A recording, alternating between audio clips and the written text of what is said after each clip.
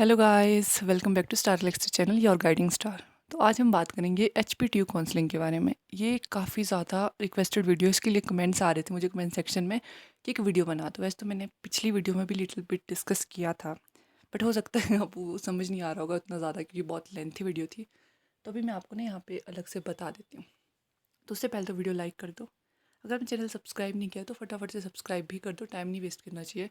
अब सुनो, पहला क्या होगा आपका, सबसे फर्स्ट जो काम होता है वो होता है डॉक्यूमेंट वेरिफिकेशन का। वहाँ पर आपको डॉक्यूमेंट्स तो मतलब अपने तैयार ही रखने हैं, जो भी आपके ओरिजिनल और उनकी फ़ोटो कॉपीज़, ओरिजिनल भी और उनकी आपके पास फ़ोटो कॉपीज़ भी होनी चाहिए। ये सुन लो ध्यान से, ओरिजिनल प्लस फ़ोटो कॉपीज़। आपको क्या करना है, आपको कहाँ मिलेंगे डॉक्यूमेंट्स, मैंने पहले भी बताया था कि आपको डॉक्यूमेंट्स रिक्वायर्ड की जो इन्फॉर्मेशन है वो कहाँ मिलेगी, प्रोस्पेक्टस में। तो मैं फिर से बताती हूँ आपको क्या करना है। इसी वीडियो की मैं डिस्क्रिप्शन में एक लिंक दूंगी HPTU ऑफिशियल वेबसाइट का, वहाँ पर जाओ, इस लिंक पर जाओ, क्लिक करो, आपको नोटिस में सामने prospectus part 2 with counselling schedule दिखेगा HPTU की।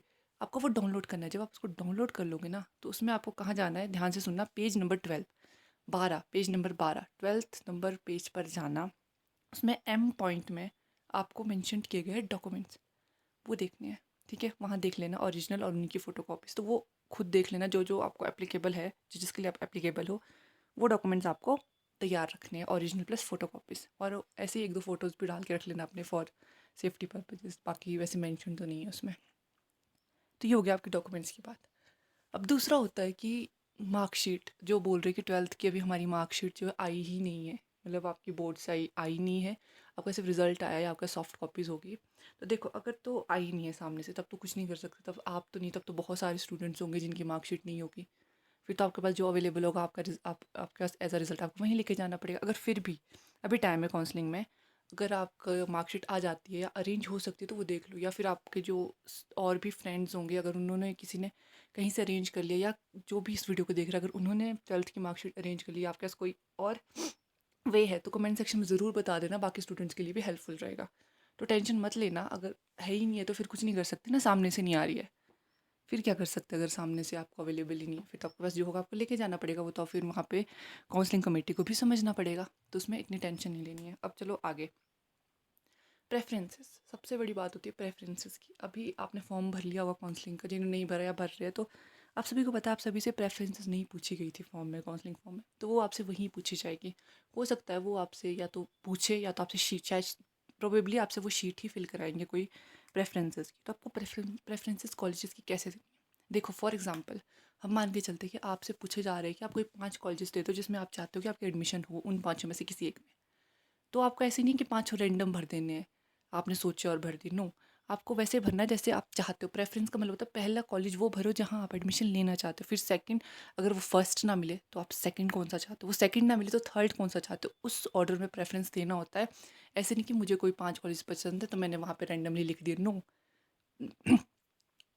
सॉरी, उनमें भी आपको एक प्रेफरेंसेस ऑर्डर बनाना पड़ेगा कि मुझे, अगर मुझे धर्मशाला कॉलेज पहले चाहिए तो मैं उसे ही पहले मेंशन करूँगा। दूसरा, मान लो आपको हाइड्रो इंजीनियरिंग चाहिए तो आप उसे मेंशन करो। तो मेंशन एक ऑर्डर में मेंशन करना है, क्योंकि अगर आपको मान लो आपकी अगर स्कोर अच्छा है, तो हो सकता है आपको फर्स्ट प्रेफर्ड कॉलेज मिल जाए जो आपने पहली प्रेफरेंस में दिया है। अगर आपका स्कोर थोड़ा लो है, या उस कॉलेज तक, उस कॉलेज के लेवल तक नहीं जा पा रहा, तो आपको फिर सेकंड मिल जाए, सेकंड नहीं तो थर्ड। वो इस तरीके से प्रेफरेंस ऑर्डर इंपॉर्टेंट होता है, तो वो आपको सही देना है। सबसे पहला जो आप सबसे ज़्यादा प्रेफर कर रहे हो, फिर थोड़ा से कम, फिर थोड़ा से कम, इस तरीके से प्रेफरेंसेस देनी होती है। तो अब उसके बाद क्या होगा ना, आपको वहीं पर ही क्या बोलते कॉलेज अलॉट करेंगे। आपकी काउंसलिंग होगी, आपने प्रेफरेंसेस दे दी, वो आपसे काउंसिल करेंगे आपके मार्क्स को, उसके बेसिस पे आपको कॉलेज वो बताएंगे, सजेस्ट करेंगे आपको ये कॉलेज हम अलॉट करना चाहते हैं। अगर आप, दो कंडीशंस होती है, एक तो आप एक्सेप्ट ही ना करो कि नहीं भाई मुझे तो नहीं चाहिए ये कॉलेज, आप मुकर गए। दूसरा, आप एक्सेप्ट कर लो। अब देखो, पहली कंडीशन अगर आप एक्सेप्ट ही नहीं करते तो फिर क्या ही बोल सकते, घर आ जाओ वापस। दूसरी कंडीशन, आपने एक्सेप्ट कर लिया कि ठीक है, जो भी उन्होंने आपको कॉलेज अलॉट किया, यू एक्सेप्टेड दैट, तो आपको वहाँ पे 3000 नॉन रिफंडेबल, नॉन रिफंडेबल का मतलब होता है वो वापस नहीं मिलेंगे। आपको वो नॉन रिफंडेबल 3000 वहाँ पे पे करने हैं यूनिवर्सिटी फ़ी की तरह। मतलब एक तरह का आपका जो सीट रिजर्वेशन समझ लो इसको, वो आपको वहाँ पे करने हैं, और ये नॉन रिफंडेबल है। ऐसा नहीं है कि आप घर आ जाओ बाद में और आपका प्लान चेंज हो जाए कि नहीं यार मुझे तो अब लेनी ही नहीं है उस कॉलेज में एडमिशन, फिर आपके वो 3000 गए जो आप वहाँ पे करोगे, वो आपको रिफ़ंड नहीं करेगी यूनिवर्सिटी।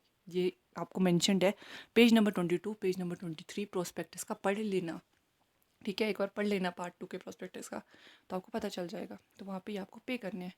अब मान लो आपने एडमिशन ले ली, मतलब आप चाहते हो, आपने अलॉटेड कॉलेज एक्सेप्ट कर लिया, तो आपको वहाँ 3000 उसी दिन ऑन द स्पॉट काउंसलिंग के डे ही आपको डिपॉजिट करने हैं 3000, बाद में नहीं, उसी दिन यूनिवर्सिटी में पे कर देना। अब आपने पे कर दिया, उसके बाद आपको पता है आपने काउंसलिंग जो आपकी नोटिफिकेशन है, शेड्यूल है, उसमें भी देखा होगा एक mention date, last day to visit या फिर लास्ट डे टू आपका जो लास्ट है वो जाना इंस्टीट्यूट विजिट करने का, वो मेंशन है। उससे पहले पहले, उस टाइम से पहले पहले आपको जो भी अलॉटेड कॉलेज है वहाँ जाना है, वहाँ अपनी एडमिशन जो भी आपका प्रोसेस है पूरी कंप्लीट करनी है। फिर आपको वो जो कॉलेज है मिल जाएगा, वहाँ पे सीट मिल जाएगी, बस इतना ही करना है, ठीक है। फिर बाकी तो फीस वगैरह तो वहीं पे डिपॉजिट होगी, जो भी होगी वो आपको कॉलेज वाले, आपके जो भी आपको कॉलेज मिलेगा, आपको प्रिस्क्राइब कॉलेज में पता चल जाएगा। इतना ही होता। तो ज़्यादा अगर इसके अलावा कुछ होगा तो अब मतलब ये तो इम्पॉर्टेंट तो यही था। इसके अलावा ऐसे इंपॉर्टेंट है सच तो कुछ है नहीं काउंसलिंग में, तो यही है। काउंसलिंग आपकी HPTU में ही होगी, ऑफलाइन होगी, वो आप काउंसलिंग डिटेल्स प्रॉस्पेक्टस में भी देख सकते हो, और अलग से भी आपको काउंसलिंग नोटिफिकेशन ऑफिशियल वेबसाइट पर देखने के लिए मिल जाएगी। अब करते बात विड्रॉल। अगर आप मान लो आपने एडमिशन ले ली कॉलेज में, आपने फ़ीस भी डिपॉजिट कर दी, सब कुछ कर दिया, ठीक है। अब आपका मूड हुआ चेंज कि मुझे नहीं लेनी इस कॉलेज में एडमिशन, या कहीं और मिल रही है आपको एडमिशन, जैसे अभी बहुत सारी यूनिवर्सिटीज़ हो गई, वहाँ पे एडमिशन्स चल रही है, आपको कहीं और मिल रही है जहाँ पे आप चाहते थे, क्योंकि बच्चा एक तो नहीं गई तो दो तो तीन तीन जगह पे ट्राई कर रहे होंगे।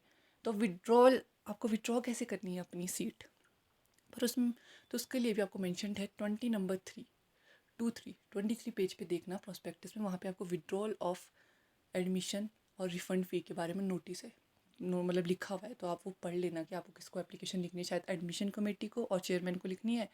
उसके साथ आपका जो 1000 रुपीज़ होंगे वो as a processing fee cut जाएंगे, शायद बाकी आपको रिफ़ंड हो जाएंगे, तो वहाँ पे देख लेना जैसे जैसे मैंशनड है। तो बस आई होप आप लोगों की सारी जो भी प्रॉब्लम्स थी मैंने डिस्कस कर दी इस वीडियो में। अब कमेंट सेक्शन में कुछ नई प्रॉब्लम्स लेकर आइएगा, और अगर इससे रिगार्डिंग अभी भी कोई प्रॉब्लम है तो you can ask in the comment section. Video like ज़रूर कर देना, शेयर भी ज़रूर करना, और सब्सक्राइब भी करना channel. Thank you so much for watching.